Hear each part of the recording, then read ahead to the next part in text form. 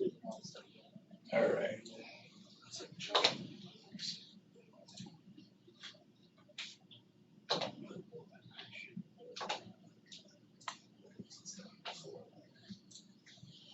All right, let's go ahead and get started. It's not going anywhere.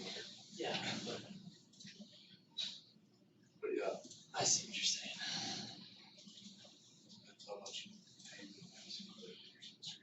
All right, so let's get going. This is week 7, so we're going to be talking about the Onsite. Alison Anderson from Thomson Reuters is on her way. She sent me an email a little while ago. She's running a little bit late, so we'll cover those basic things that we kind of talk about every week, where you are, where you're supposed to be, talk about the project a little bit, and then when she gets here, we'll take up and go from there. So the first thing I want to do is, obviously, spring break is next week, so I expect all of you to check out mentally on Friday and not check back in until you get here. That means that what you need to do before you check out on Friday is pay attention to what you need to do for week 7, which is the SEO offsite. So the onsite, which is what you had for this week, and the offsite, those are the 2 biggest weeks, because those are the factors that, I mean, there's just more to those 2 things than there is to a lot of the other stuff combined. So make sure that you've gone through those materials so that you don't get back from spring break and realize, oh my gosh, I've got a whole lot to do and haven't started it yet. So my recommendation would be take care of the SEO offsite stuff before you leave. Otherwise, you know, do it when you will, but that's my recommendation. So when we come back from spring break, Kerry Fager will be joining us from Thomson Reuters, and he'll be talking about the offsite stuff. And we'll move forward. So the rest of the semester comes pretty quick. You've only had maybe 3 or 4 spring breaks, but it flies really quick after that. And after spring break, we have 4 weeks until your report is due. So hopefully by now you've already been gathering the data, using the tools, so that all you'll have to do at the end is put that together. You may have to go back and revisit some of the data now that you better understand it. But so the project final due date is the 14th.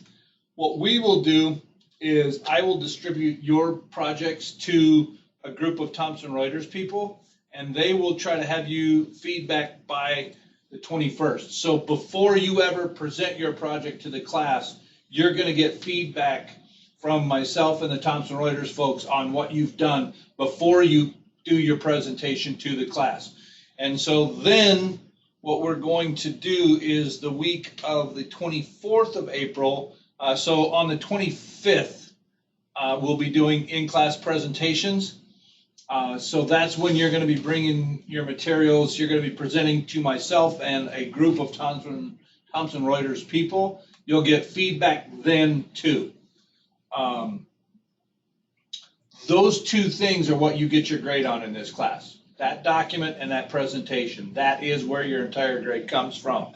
But after you've gotten the feedback from your presentation, you have to present for your final exam. What you do is you present your audit to your partner organization. So we won't meet here during evaluation week for an exam. You have to do a presentation to your partner organization, and they will then have to email me back to tell me that you've completed that. You don't get a grade in this class until I get an email back from your partner organization telling me that you've completed that presentation. I don't get prescriptive in what that looks like. You will work out with your partner organization what that presentation is going to be. Some people have partner organizations that are 6,000 miles away. Obviously, I don't expect you to do that in person. Other people, I mean, everybody's got their own circumstances, so figure out what kind of presentation is going to work best for you. Skype, in-face, whatever, but I need to get the feedback from them, and you don't get a grade in this class until I get that. So that's sort of the meat of what we've got the rest of the semester. Let me bring your attention to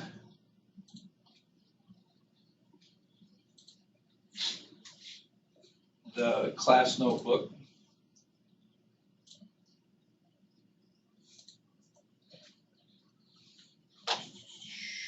Close that. So in the class notebook, my mouse is failing on me here. Okay, within the template, the document that is the template, we've given you the actual order that we want things to be in. You need that. When I say it's a template, that means you actually start putting your content into that same document.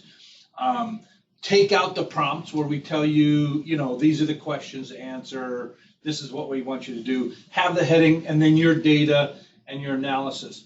I think I talked about this last week, but I want to talk about it again because it's really important. When I'm grading these, what I'm wanting to see is that you have learned the material from the class, and the way that I'll be able to see that is I want you to take the role of educator. So you're going to be educating your partner organization about what does this stuff mean, why is it important. I'm going to be looking for that kind of information in your written document, because that's how you demonstrate to me that you understand what you were supposed to learn in this class. So there's an educational component and then there's the data component. This is what it's about. This is what I found. This is what it means. This is what I think you should do about it. So if you kind of keep it in that sort of a structure, you're gonna be okay, because those are the things that we're gonna be looking at. And so we'll go forward with that. And any questions about any of this right now while we're waiting for Alison to show up? Okay, what I'm going to do for right now is I'm going to turn off this recording, and when Alison gets here, I will turn it back on. Pause. All right, so now we're back and rolling again, and Alison Anderson has joined us from Thomson Reuters, and I'm going to let you introduce yourself and off you run. All right. Okay, so as Kevin said, so I'm going to be kind of like standing up and sitting down, so this is going to be a little weird. But if you guys, I'm going to make this as interactive as possible, so please ask questions, interrupt me, raise your hand. I don't care at all. I want you guys to be able to ask me questions as we go along this, because there's going to be a lot of information. So basically to start, so I wanted you guys to know kind of a little bit of history about me and what I've done so far in digital marketing. I actually have been in digital marketing for probably close to, let's see, 8 years, I think about. I graduated from Eau Claire, so we're actually rivals. But I love Stout. But I did graduate from Eau Claire. And I started working at Thomson Reuters in 2011 as a digital marketer. So from that position, and this is actually kind of cool because it shows that, like, if you're hardworking, if you're ambitious, TR really promotes you throughout the company. But I started as a digital marketing, then went to digital marketing strategist, then went to senior digital marketing strategist, then went to platform management lead, and now currently I'm a senior product developer for the company. So I've been a lot of different places. They actually all need a background in digital marketing. So I develop products for FindLaw, which is kind of a partner company, sister company of Thomson Reuters. And we specifically develop products for digital marketing. So that's kind of why you need that background. So that's kind of what I've done. And we have amazing internship programs. So if you guys are ever interested in one of those or opportunities, please reach out to me. Please reach out to me or any of the other professors, and we can kind of get you connected. We can send you job postings, we can answer questions, any of that. So I'm happy to hear that somebody is already interested. Have you interviewed it there yet? Have you been there? I had a phone interview, and I'm going in person next Tuesday. Next Tuesday? Or not next Tuesday, but Tuesday after. Okay. The 21st. Do you know did they tell you who you're going to be meeting with? Brian Jones is who I talked to. Okay. On the phone. Okay. So that's amazing. Yes, and I was going to say yeah, our internships, we all are very closely connected. So I probably would know anybody you intern with, so I can talk to them as well. Oh. And we can talk more after this too if you have questions about kind of how to prep and that type of thing. So anyway, so that's a little bit about me. Again, internship stuff, definitely reach out. So then jumping into my portion is really going to be focused on on-site optimization. So there's a lot of videos I know that you guys are going to be watching. On-site's really going to be focused on a lot of like website content. I'll get into some technical pieces, user experience, that type of thing. So all right. So to start things off, I love this visual that Rand Fishkin is actually like a huge name in the digital marketing industry. He works for Moz. Moz, if you don't know what Moz is yet, you will know it and hear it. But basically, this is a really cool graphic that they put together that's a lot of, it's basically the elements of on-site SEO. And it breaks it out into kind of different pieces and what matters and what doesn't. So for you guys, this is just a good visual, high level as you're looking at your accounts, just some key things to kind of follow as you're going through the websites. So let's start with website content. So I want you guys to even pull up like your sites as we go through this that you're looking at, and we can kind of do this together and you can ask questions. But basically, website content is huge. It's supposed to be optimized for the end user. There are a lot of like black hat tactics that people can do with websites where like the keyword stuff and that type of thing. If they want to rank for say like valuable content, they could say valuable content, like over and over and over again. Google's obviously smart enough to realize that that's not user friendly. That's not built or written for the user. So we always tell people to really focus on the user and what you want the user to get out of your website, and usually it tends to rank better if you think that way. The other piece of this is something that can become not valuable is duplicate content. So a lot of times when people are building websites, what do? They go and look at what other websites are doing, and a lot of times they just copy and paste that content and try to use it as their own. And Google is also smart enough to realize that that's not your content. So a fun kind of little exercise, and you guys can do this, and it's really easy. But basically, if you start doing searches for, let's say, we'll do like Bieber, because everybody searches Justin Bieber that's in this room. You know you have. No, I'm just kidding. Let's do his Wikipedia page. So I'm gonna guess that people have probably used a lot of the content on this page over and over again. But how do you really know if they did? Like if I was the person who wrote this Wikipedia page, and what you can do very easily is just take even like highlight just paragraphs or groups of text that's on the website page that you're looking at, and just put it in another Google search, and it'll tell you all the different places that that's being found.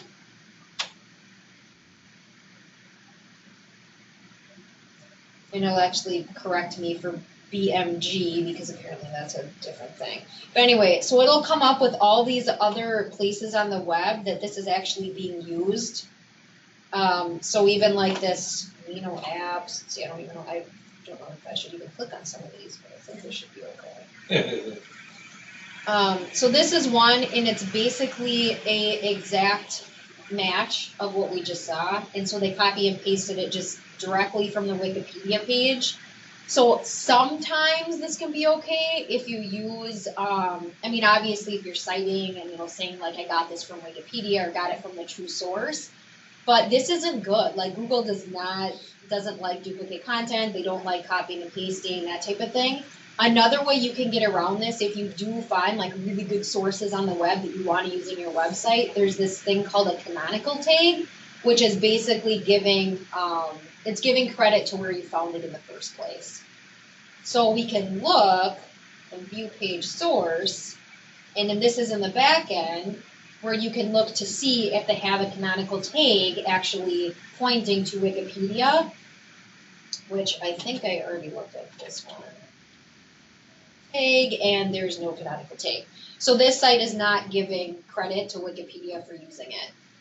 And then if you actually are on its own page, you can do a view page source, and we can say, well, did Wikipedia really write it themselves? So here is the canonical tag. Right here saying, and it's linking to itself, saying that we're the ones that wrote this, we own this content.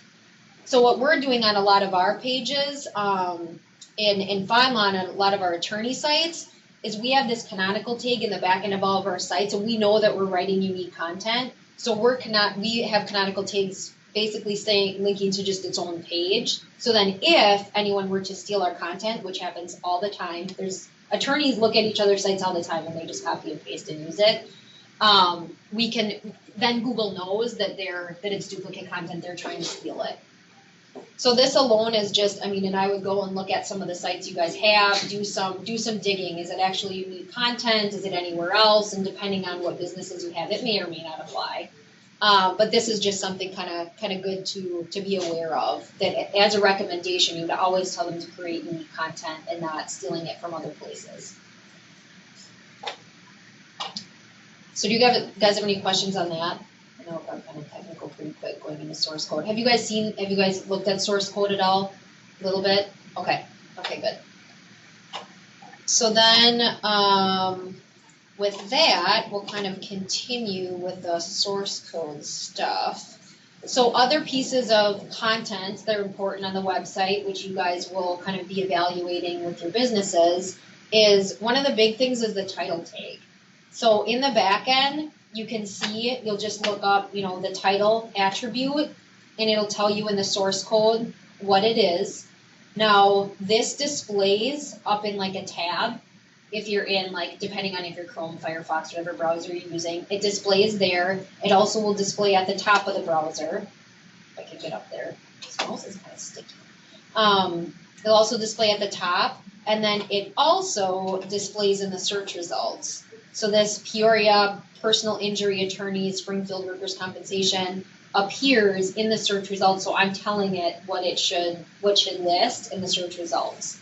Now, with that being said, Google's actually getting smarter with this, and they're actually changing some of the title tags. So for this client, I know that this is their homepage title tag, but if I also know that their firm name is Strong Law Offices. And if I'm to search Strong Law Offices, Google actually changes this title tag to be Strong Law Offices.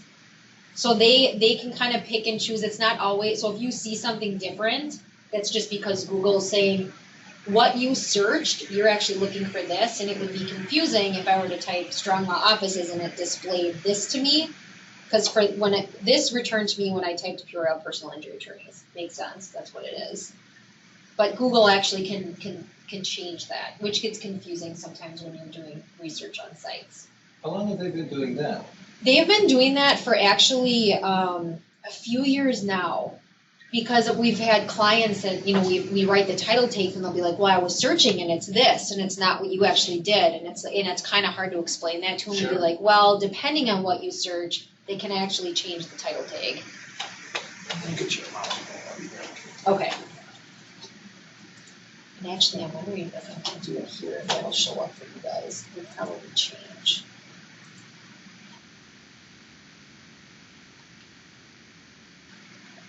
Okay, yeah. So this is the title tag that displays for me now, and that's not the actual one that's listed. It's that Peoria personal injury attorney thing.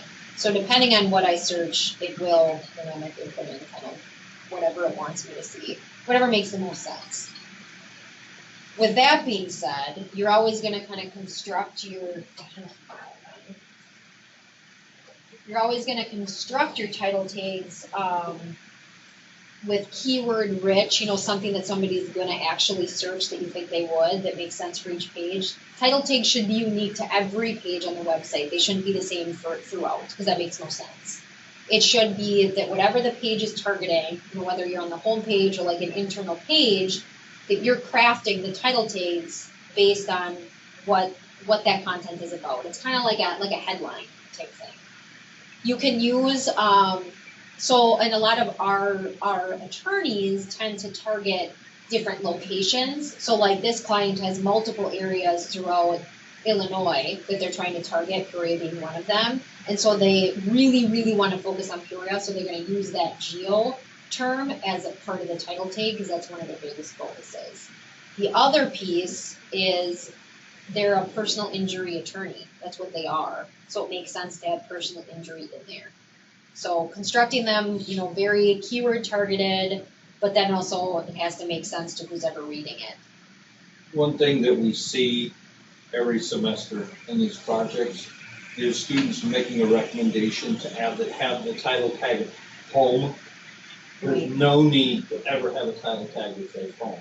It should be keyword descriptive. Home is wasting space that you have because it really doesn't matter if it's the home page.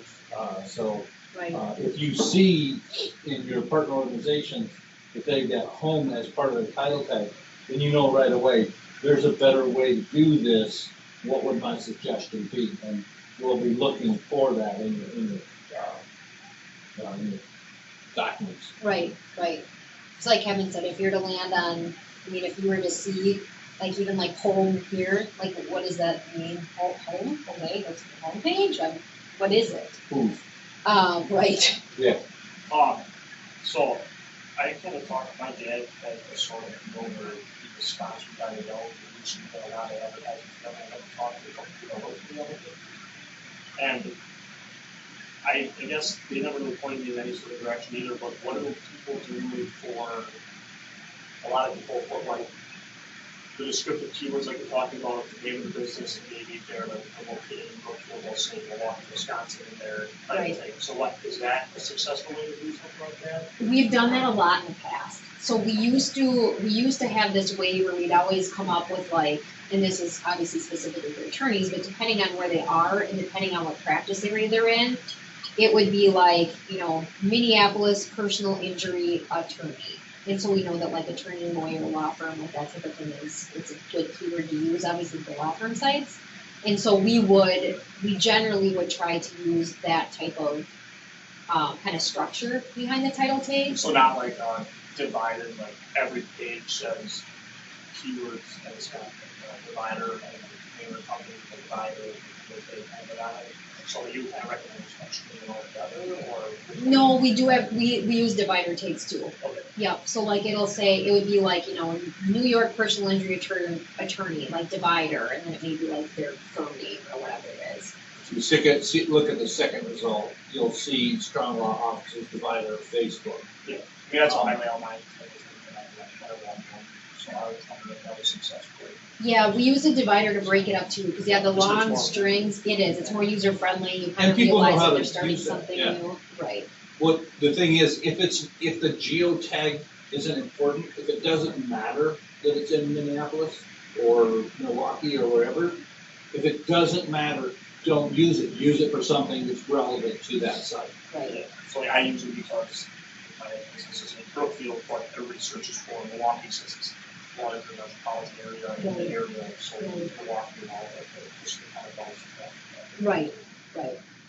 And that's a good way to do it too, because I'm sure you have like more like local presence too in Brookfield where you won't need to do as much of that. Right. Yeah, we do that with our sites as well. But yeah, using the divider, that's kind of generally what we do with all of ours. If you do get down to like article pages or blog posts or something like that, it wouldn't be, we usually do a lot of our article pages of just like having the article title as like the title tag, because really what else is it? It's just that. So like with some of the pages that have like a ton of information or get pretty broad or specific, depending, you can just use different like titles too.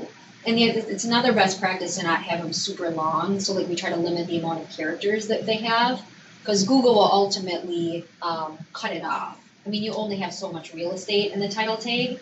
So if you start building your title tags that are like 500 characters, Google will just not even read after, I mean, so I think we say around like 70-ish, we like to do less than that, but like 70 max would be the character limit that we do in the title tag. I think Google even recommends a lot lower than that now, but we've kind of had a general practice with best practices 70-ish. So yeah, that's title tags. Any other questions with title tags? Or how to make recommendations, kind of how to structure them? Okay.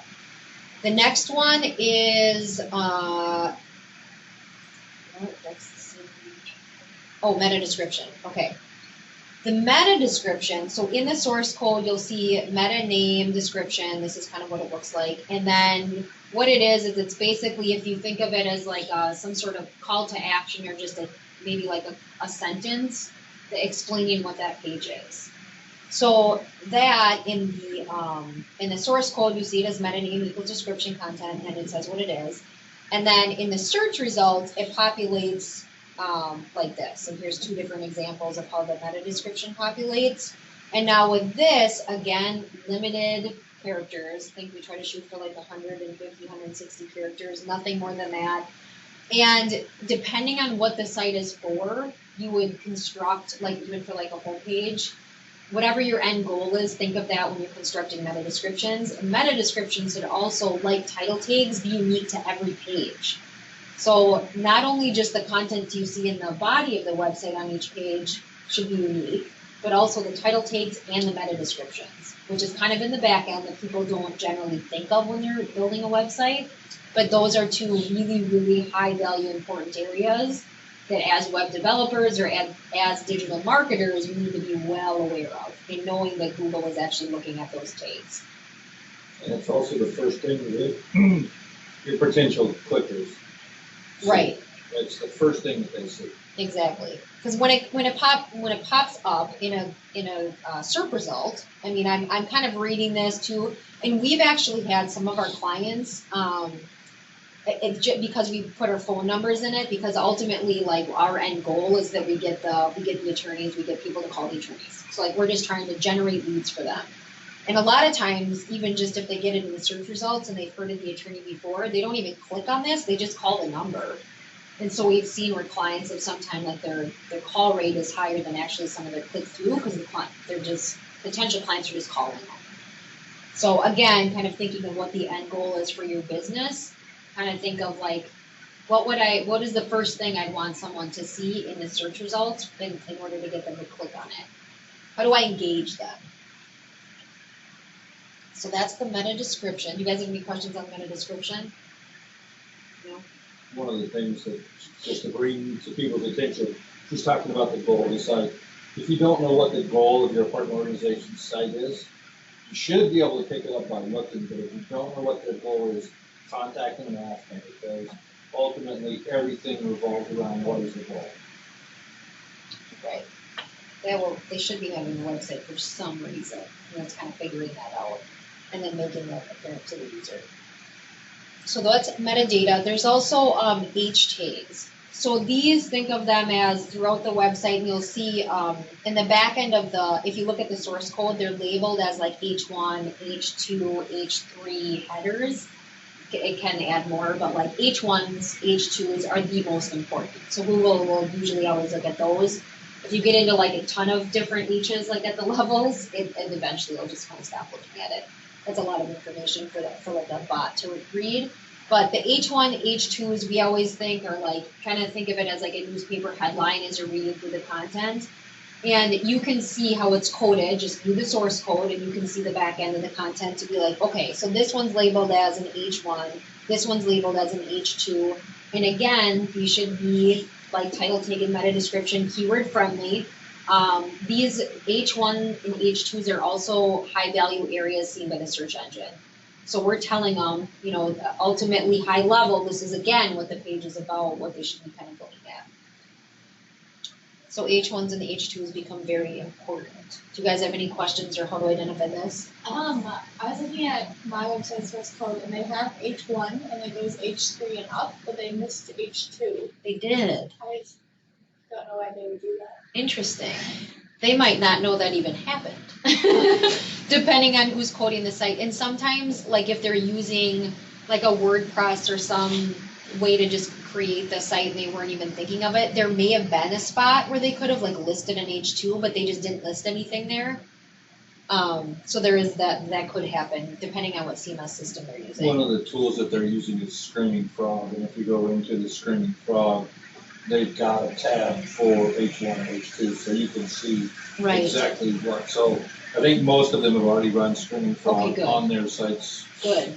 Yeah, Screaming Frog is fantastic for this because especially from a high level, I'm happy you said they've already used it because I was going to bring that up in the tools area. But high level, I mean, if you've got a site that has like thousands of pages, Screaming Frog's fantastic because it just surfaces the information really quickly that you would need instead of having to go into each individual page and then do, you know, source code, find it. Like Screaming Frog is just going to bubble up everything for you and you can just do your analysis really quickly in that tool. So I'm happy Kevin said that because Screaming Frog is amazing. We use it in digital marketing all the time.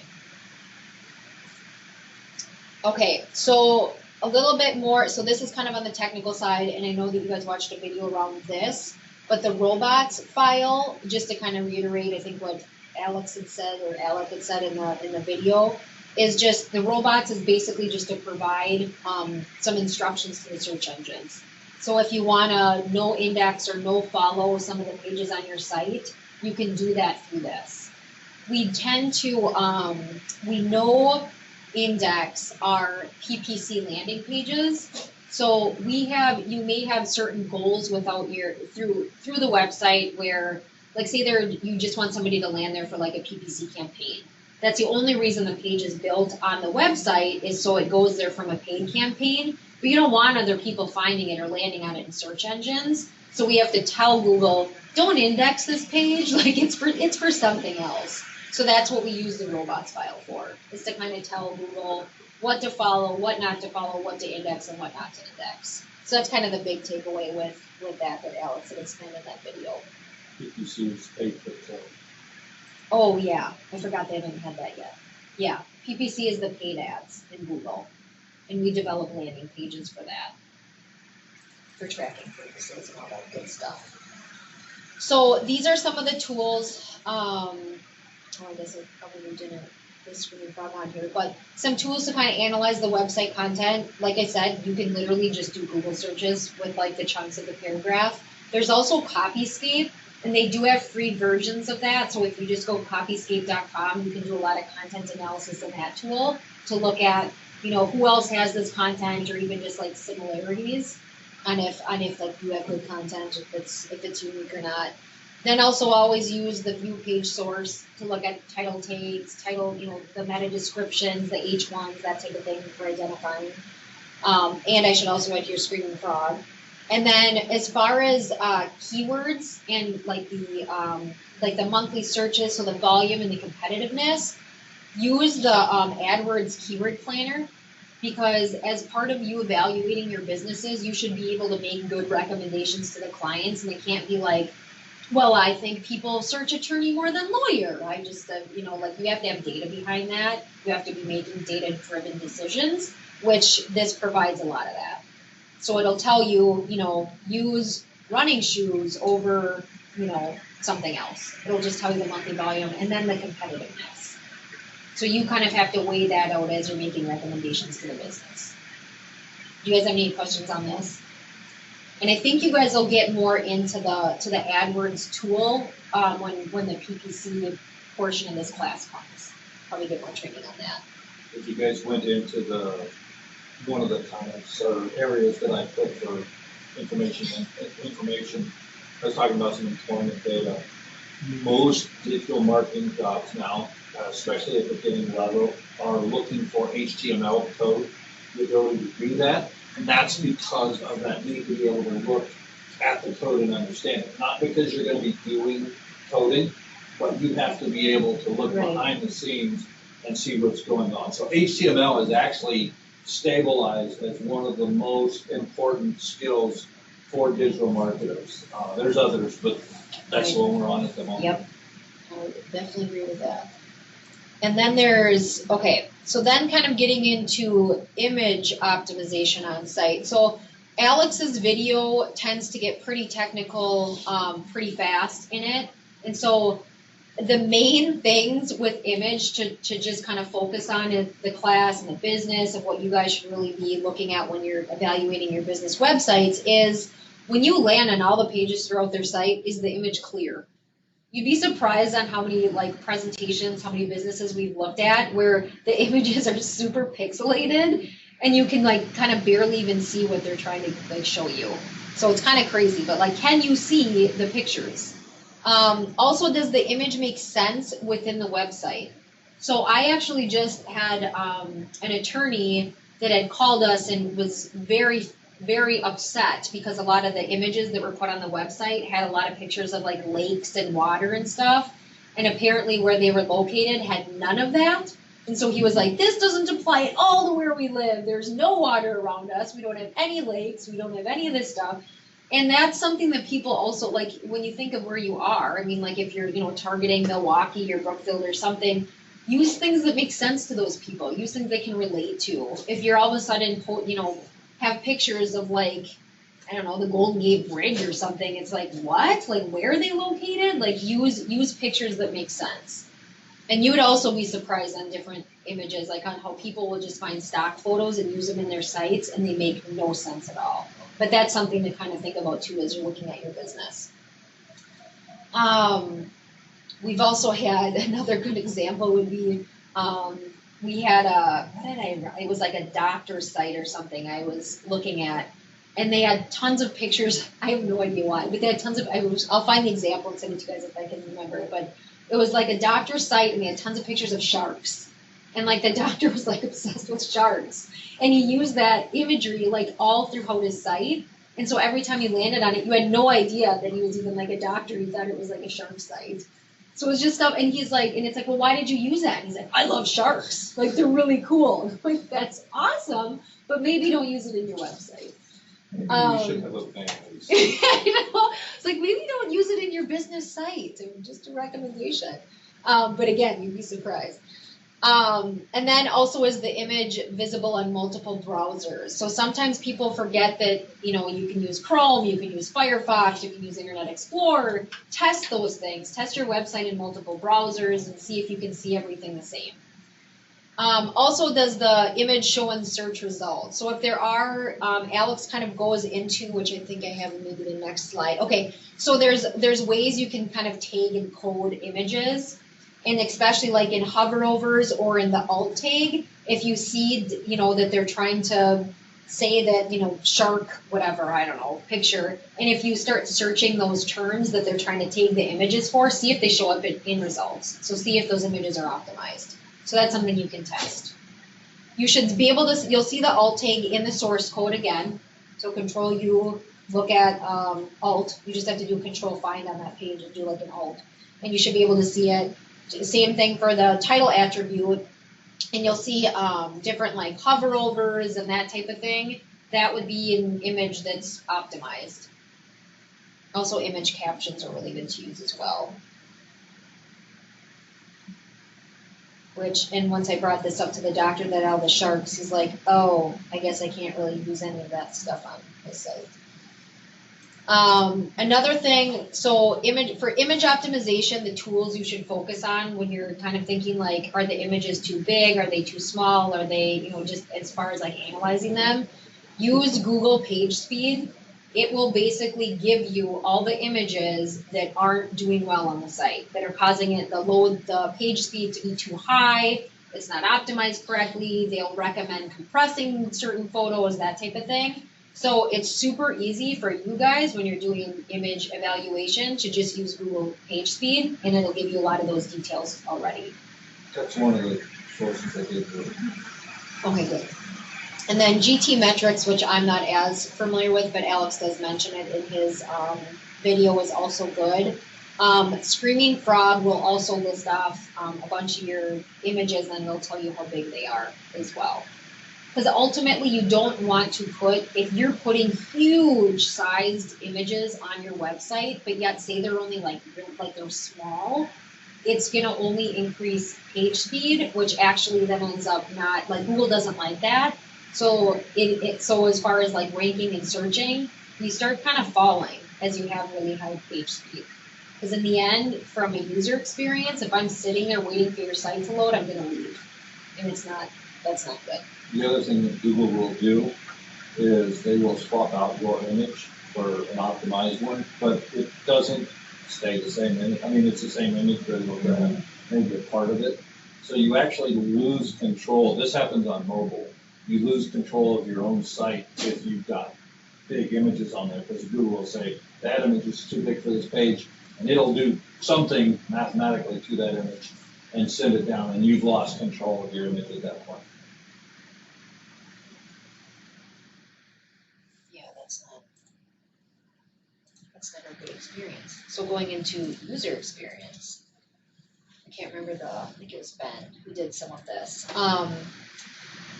So with user experience, as you're in, the best part to kind of get a good idea on kind of how you first react to the site is try to think of when you first went to the website, what you thought.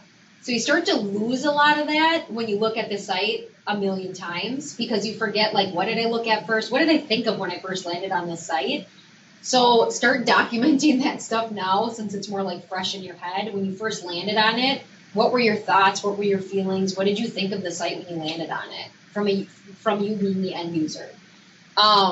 Ultimately, like we had kind of talked about, what is the purpose of the site? Do you know what the site is about when you first land on it? Do you know what to do? Do you know what the website wants you to do when you land on the home page? Ask yourself all those questions as you're going to your business page, business site. And then, is there a clear call to action?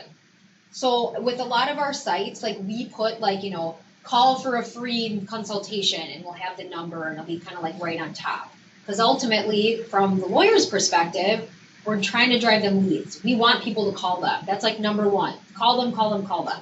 So we always put that right at the top. And with a lot of other service websites, that's kind of what they want to do too. So we try to pull in, like short forms, email us, call us, that type of thing. But you need to think of, as you're evaluating your business, what is their call to action? What are you supposed to do? Do you guys have any questions on call to actions or anything like that, with integrating them into websites? Okay. And then the other part too, which we talked about with images, is long load times. So there are some sites where literally they will just sit and spin until you just leave. You're just like, I'm not spending this much time waiting for everything to load, I'm just leaving. So that's a horrible, horrible user experience. The bounce rate would be tremendous. I mean, you'd have like a bounce rate of 100 if you had really, really long load times. Also, is the site mobile friendly? So how many of you have a cell phone? Do all of you have a cell phone? I sure hope so. Okay, good. Does anyone not have a cell phone these days? Okay, so with that being said, it's super, super important, because all of us have cell phones. That's what we are on all the time. And honestly, like, you're on your phone way more than you usually are on like your desktop. So we're now kind of reaching this huge kind of time where we're getting more searches on mobile than we ever did on desktop. So at least within like our attorneys and our firm sites, and even Google says that too, it used to be like, oh, mobile's getting really big and we're seeing so many searches on it. And I think we're over 50% now. So the majority of people are actually using their phones rather than using a desktop. The other thing is they're using tablets a lot. So they've got iPads, they have, you name it. There's a ton of different devices. But so thinking of the end user, it's extremely, extremely important that if the site is not mobile friendly, that they get it mobile friendly ASAP.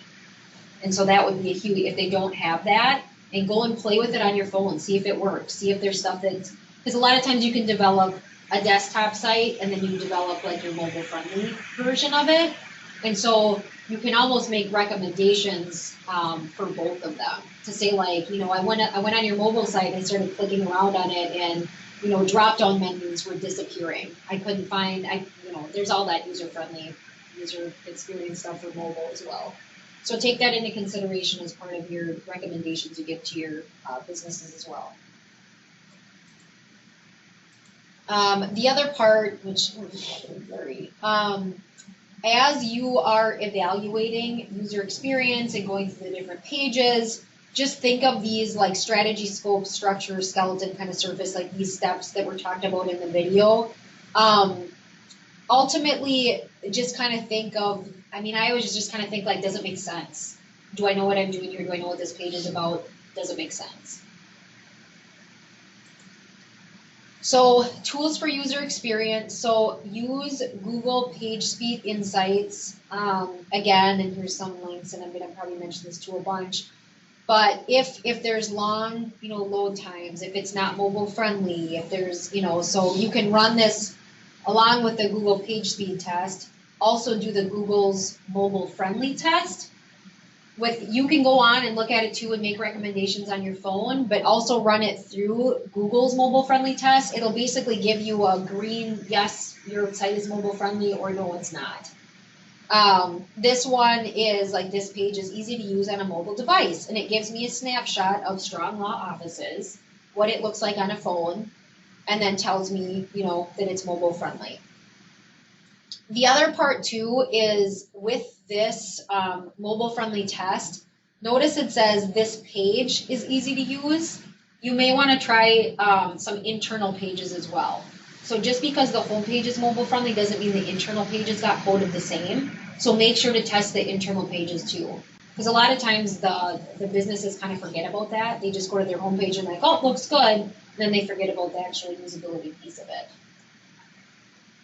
Do you guys have any questions about that tool? Have you guys used that tool at all? The mobile page speed or the mobile friendly test yet?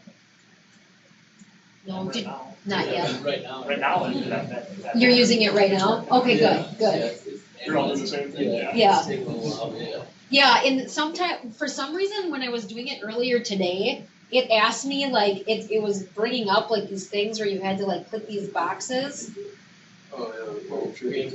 Yes. So you're not a robot? Yeah, it was basically identifying you were in a robot, which I haven't gotten that in the past, so that must be kind of a newer thing that they're doing.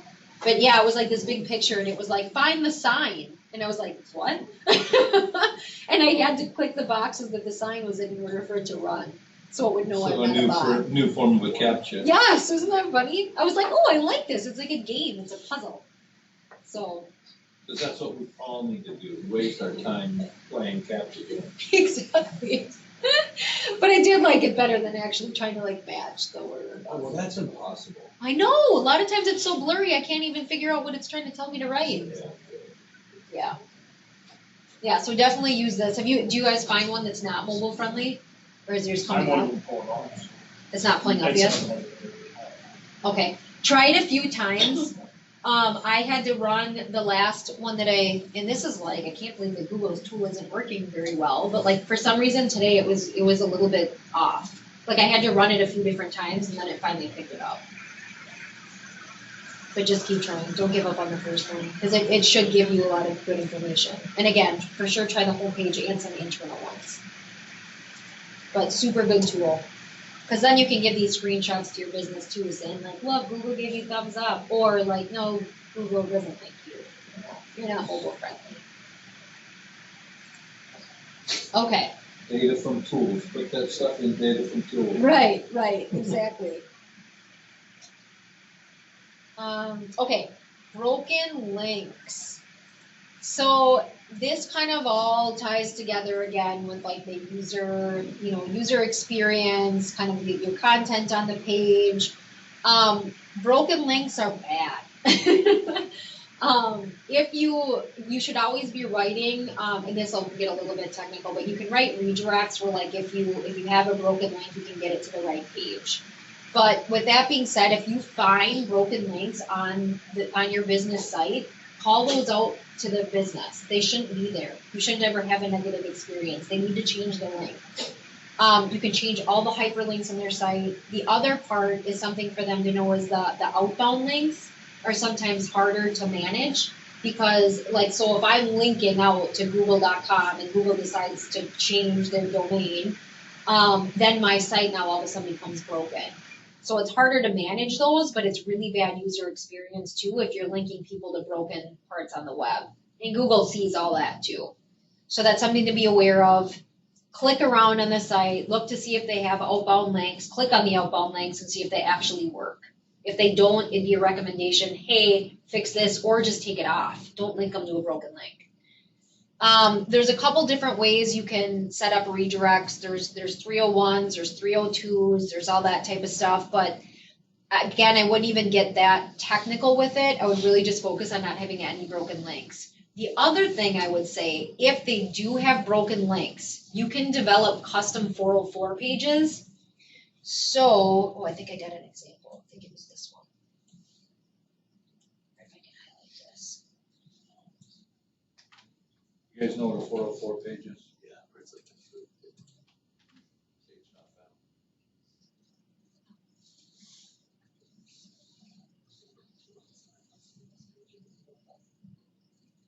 Yeah, it's basically that the page isn't found, so we don't want them to see, so hopefully load, but we don't want to see this page. This is kind of like Google's just general like 404 error page that you guys have probably seen multiple times, but it'll just deliver a 404 just error page, a generic one, if you don't have a custom one in place.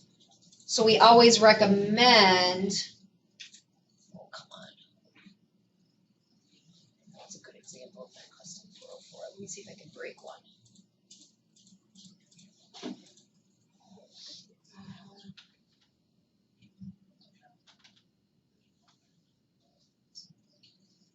Okay, so this is, and a lot of times if you want to be able to, if you want to see if they have a custom 404, just make up a page on their site. So what you can do is just take their main domain and like, so for this, I just did dash and then PI because I know they don't have a page called that doesn't exist. So I just made up a page and then you can do the search. And then this is their custom 404 page that they have on their site. So it looks like I'm still on their site, but that there's no page. But then it tells you the following are other pages that you might find helpful. And it'll direct them to home, contact, sitemap, wherever they want to go. But again, then at least they can still navigate throughout that actual shell of the site. And they're not brought to something completely different where now I'm like, where am I on the web? So these are really, really helpful and something that you should recommend to the business too if they don't have it in place. Because these are pretty common. Okay, do you guys have any questions with kind of broken links, 404s, anything like that? All makes sense? I'm just going to assume I'm just... One of the reasons when you do a site redesign and you move pages, you're going to want to set up these 301 redirects for the same reason that if somebody else is linking to you and their link is working, then you get Google juice from them. So you get sort of good stuff from them.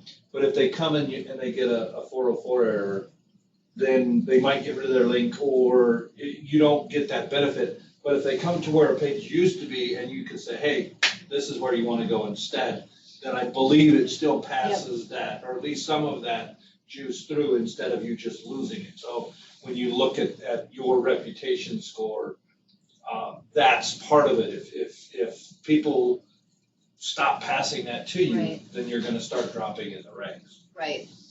Yeah, redirects become very important, like Kevin said, when you start changing your file structure, or your URL structure, I should say, because that makes more sense. But when you change your URL structure, ultimately, like if you had like a, personal injury page, but now you're going to name it PI instead of personal injury, so you're changing it, you write a redirect to basically say it was this, but now it's this. So anytime people were to link on that old link, it'll basically go to the new one. So everything passes through,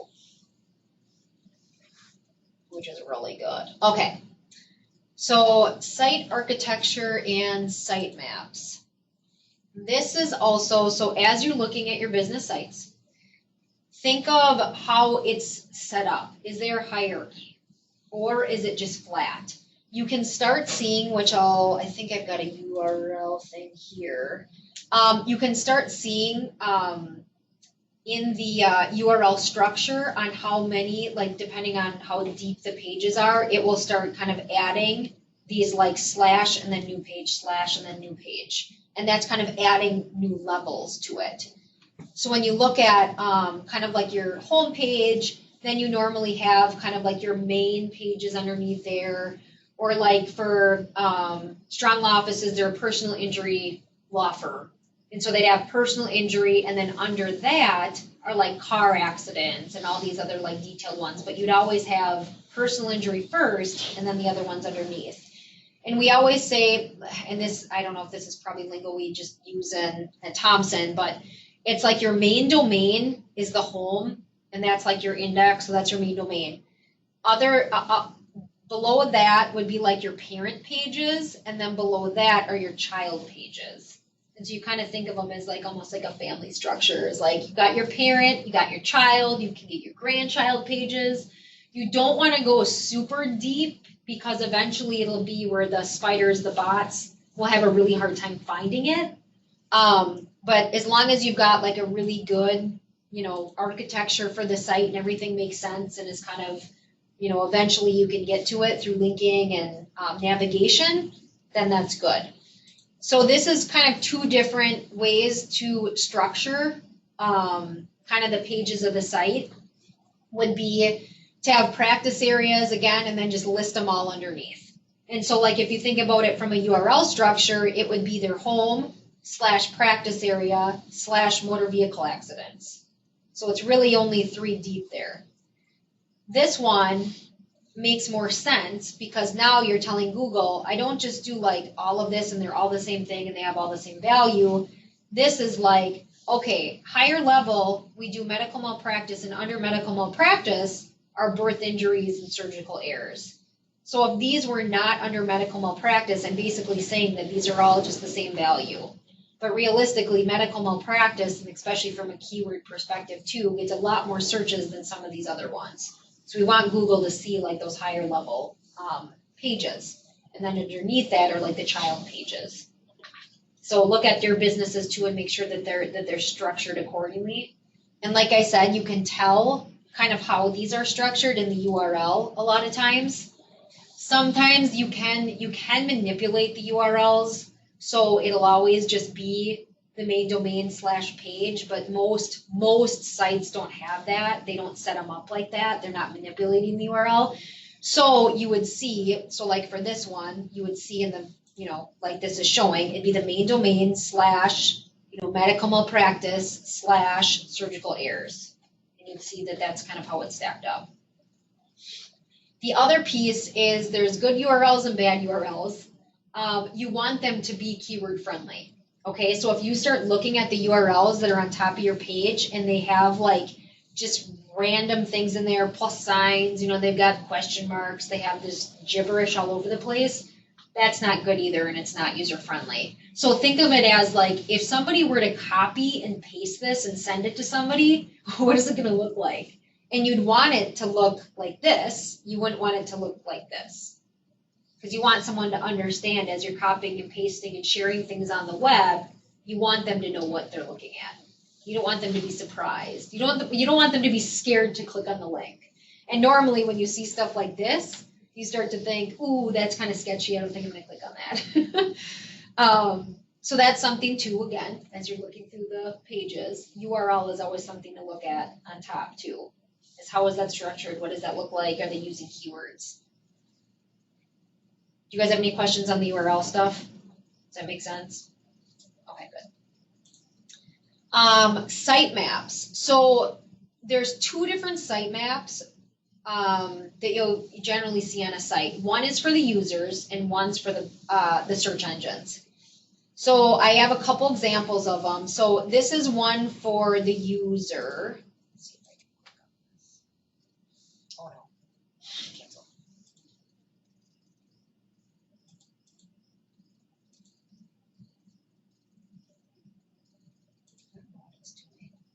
Did I just break it?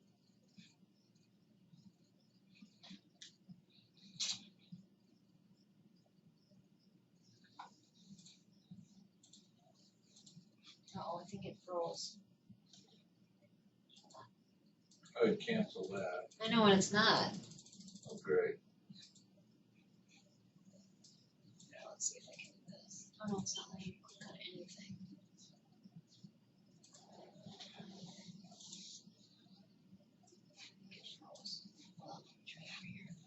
contacting the server.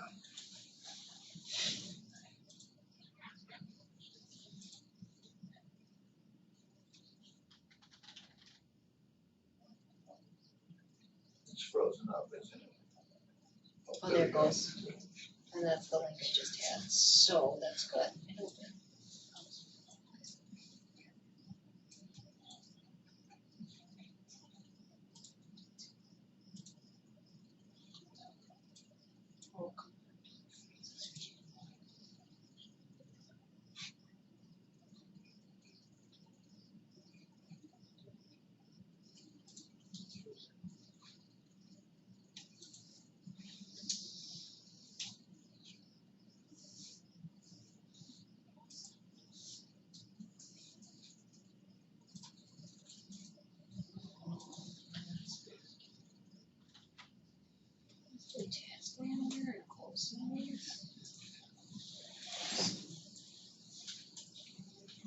If I close this, is that gonna wreck it?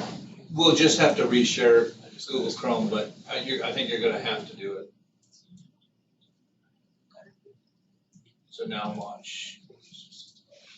Watch TV for class. No, we've got students, we got Thomson Reuters guest instructor in here. Awesome. Team Bowmore.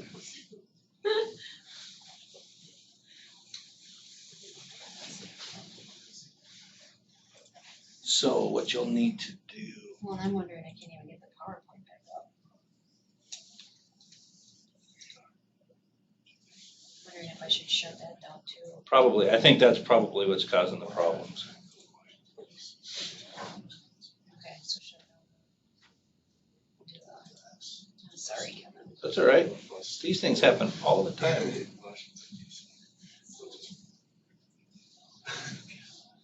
Yeah, that's the one that's causing the problems. Okay. Okay, so there you go. Start it again. Yeah.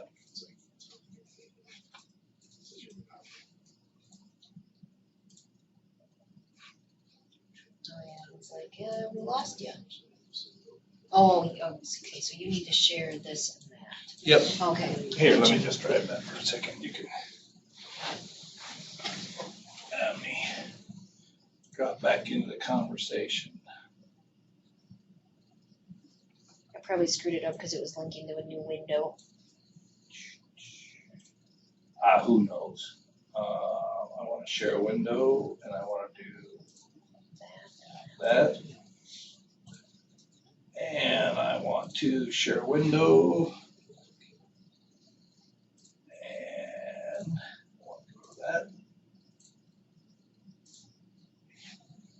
Might be better to copy that URL. Yeah, I was just gonna say, I won't click anything. I don't remember where you were at, but. Thanks, Kevin. I see Justin have some questions in there. Our online student will address those in a little while. Oh, okay. Yeah, Justin, I know you're there, but I'm not able to see the screen, so I'm not able to pick off your questions as they're coming through. We'll pick them up at the end. All right, so. Didn't want to do that. Okay. We're so close to being done. All right.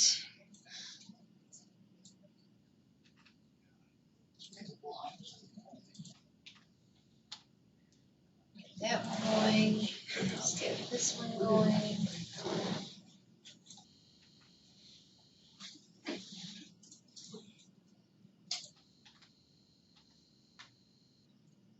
Okay, so,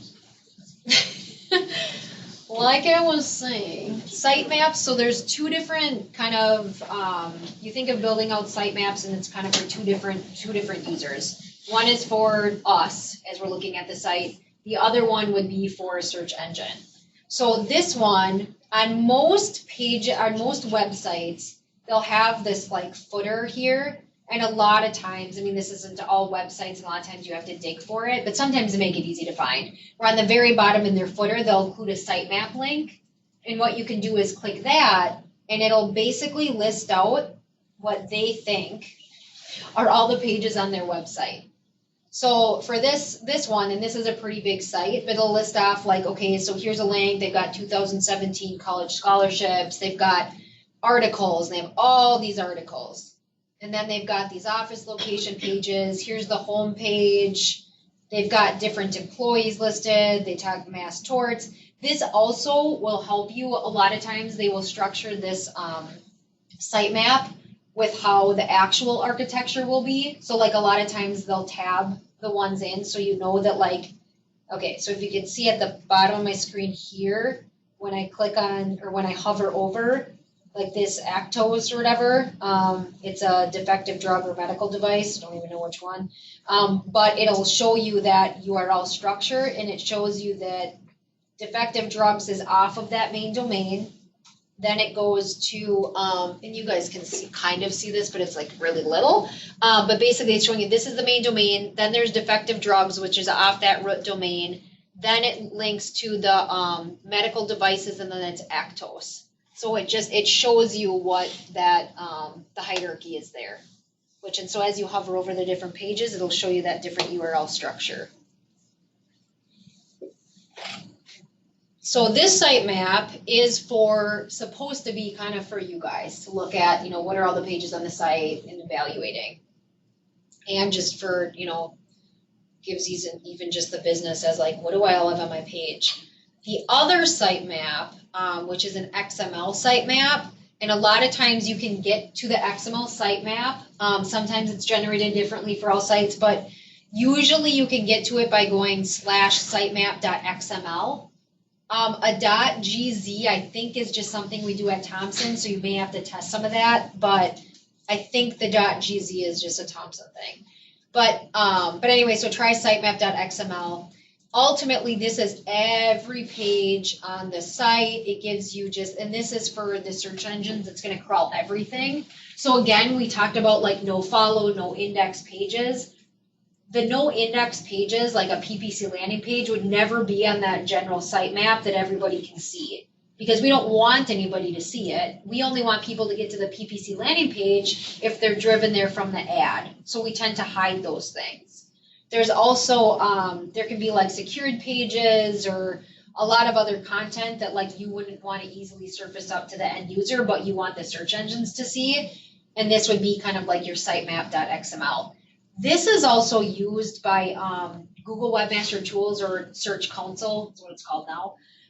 You can put the site into Search Console, and then there's a tab. I think I have a screenshot of it. Oh, this is what it looks like. Okay, so you can put the site into Search Console, and there's this crawl, and then you go to sitemaps. Put in the sitemap there. You can add a sitemap, and you can put in their XML sitemap and submit it. And this will help you kind of diagnose and help you kind of maintain with Google on how many pages Google's seeing in your site. So if you have thousands of pages, but yet you submit your XML sitemap and you see that Google only has like 200 or even 20, something's wrong. It's not reading everything that's on your site. So you can kind of click through, your business. You can also test this, and if they don't have Google Webmaster Tools or Search Console, it's something that they would want to add to their site for diagnostics if they allow you to. Kind of same as, because they added Google Analytics, right?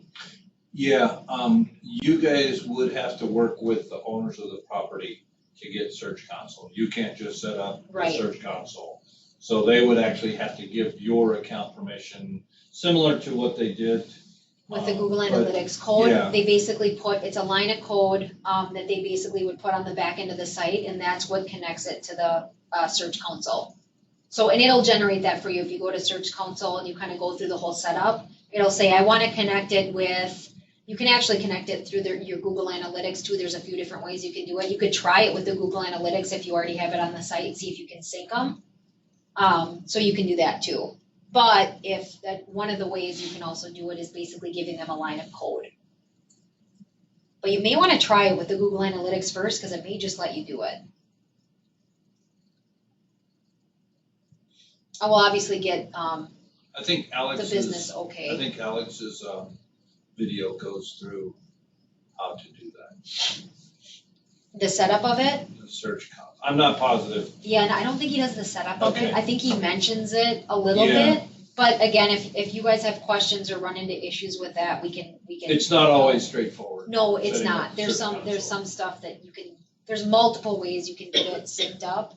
But Google Analytics is one of them. But, and another one is adding like a meta tag. It's just a meta, kind of just one line of text that syncs it up. But this would be, yeah, there's a lot of stuff with Search Console. I mean, obviously you see a lot of data with Google Analytics, but Search Console will actually help you kind of diagnose some issues too. So there's sitemaps, there's crawl errors. So if they detect all of a sudden like a bunch of crawl errors that are just happening on your site, which would be those like redirects and broken links we talked about, Google will actually send you a message so there's this message thing right here. You'll get a message within your Search Console that says, you have had an increase in crawl errors. And so it'll tell you all these different stuff. Google will tell you what it's finding wrong with your site, which is pretty cool. So sometimes if you even just sync your account up with this, you may get a bunch of messages and it'll tell you like all the stuff that's wrong. Which is good for you because you're evaluating a site supposed to be making recommendations. So you don't want everything to be perfect. So other than that, I think that's kind of mainly what I wanted to at least cover with you guys, kind of get you working with the tools, you know, obviously doing some crawls, looking at the source code, that type of thing. Do you guys have any other questions, or do you need me to look at like certain accounts, or, I mean, I can bring up anything on the screen too, but do you guys have any questions from this? I know sometimes it gets kind of, try to not make it as technical as what it really is, but sometimes that's just what happens. Well, there's no getting around technical when I you're know. dealing with on-site and off-site. I know. Just a lot of code. And cool too. So did you get your mobile to search to work? No, Still not? no, I'll try that. Okay. I'm wondering if that's, you said that it was set up to have display a different page for mobile Yeah, it's versus like desktop. // and things I have to change. Okay. And then do you guys just use like XML sitemap generators, or how would one make a proper sitemap for search engines? I understand how to make it for user. Right. Yeah, the XML ones, there are certain generators, I think. If you go into the tools that I gave for this week and you go into the Sway, there's links to XML site map generators in there.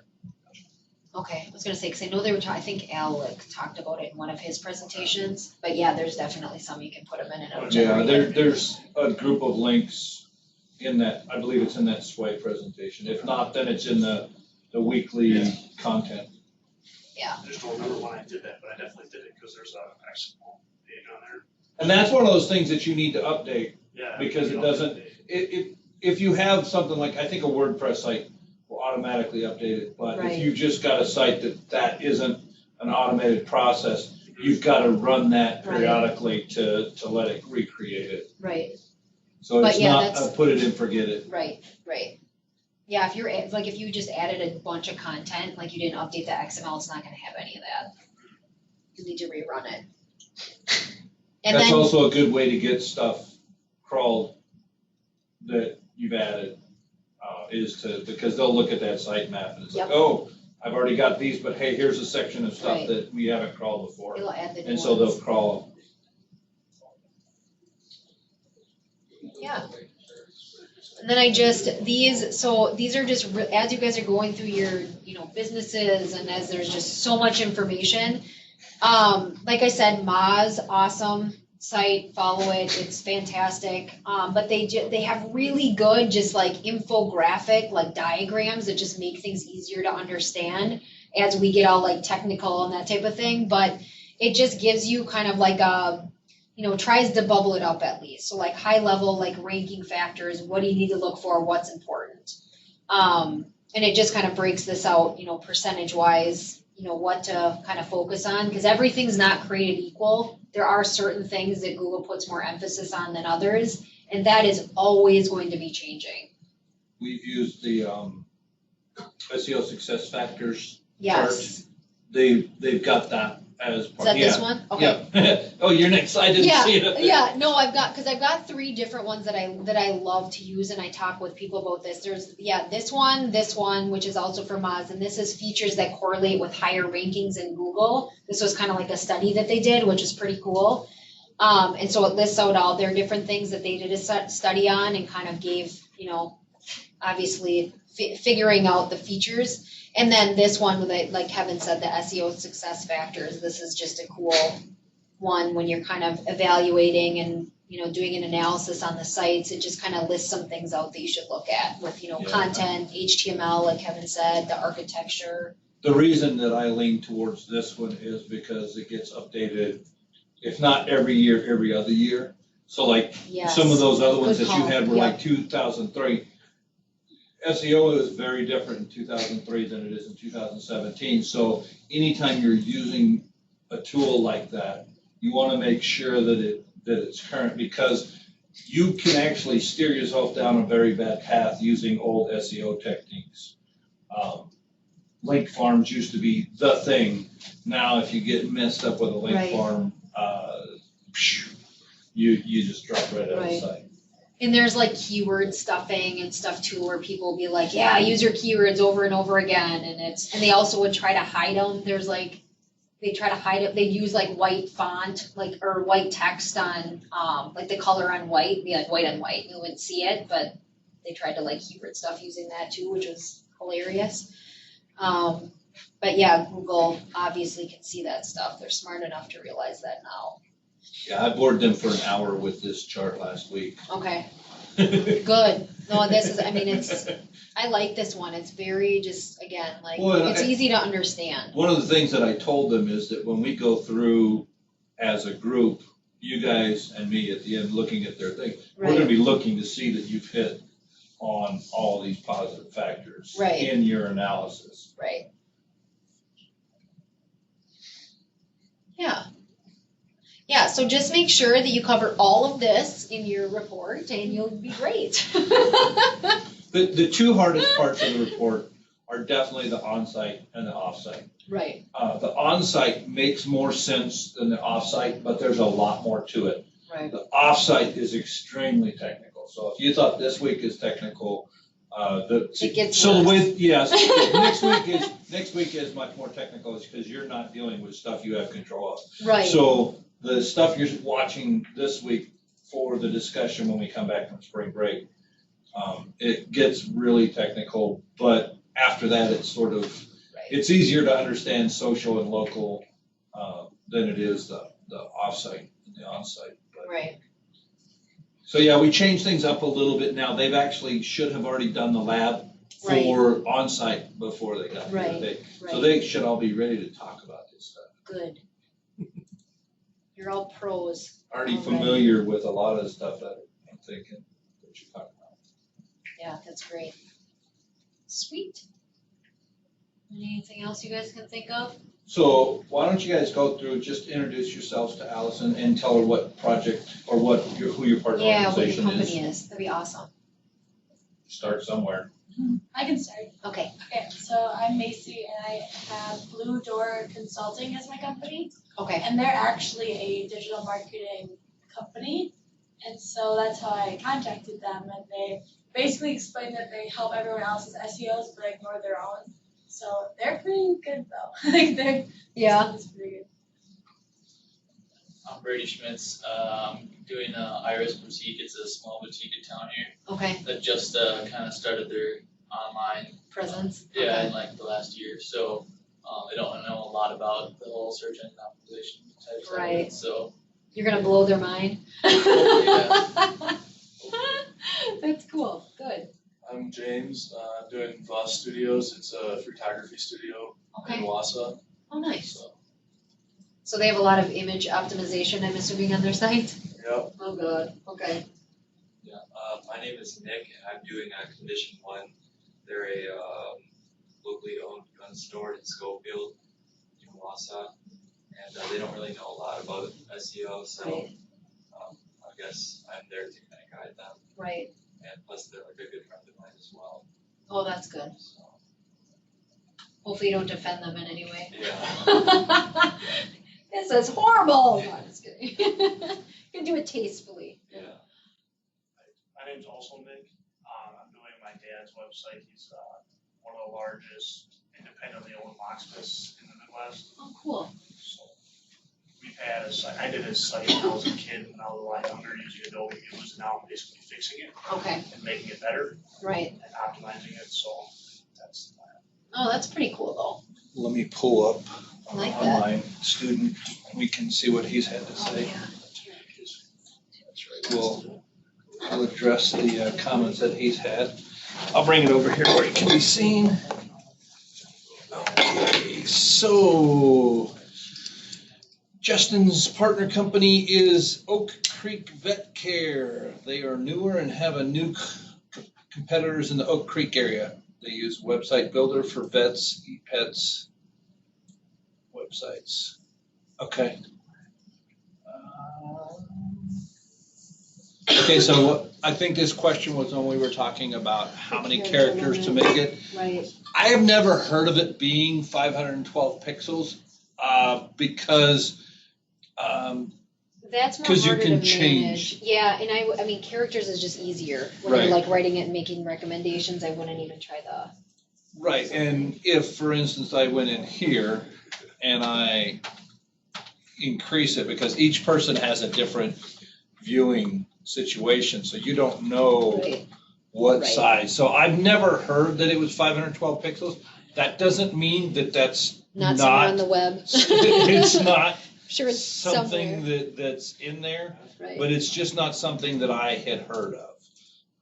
But I'm trying to find you again here. Yeah, at least for as part of their analysis, it's easier for them to focus on characters, and that's mainly what Google kind of says too, and Moz and everybody tends to go with characters. Yeah. But And I I'm have thinking heard it's down pixels, to too. around 60 or 65 Yes, is what they it say is. the target. It is. I know, I think I said 70 or something, but it is less than It that now. changes. It does. Yeah. Okay. All right. So does anybody have any questions of Allison before we kind of wrap this up, or? Anything? Okay, thank you very All much. This is the first. Kids are easy. Next week's spring break, so we won't see you guys. Come back ready to talk about offsite with Carrie Fager. And he won't be When here, we get he's in back. California. That'll be Skype because he's in California. And thank you very much. I'm gonna go ahead and shut down the recording, and I wish you guys all a good spring break.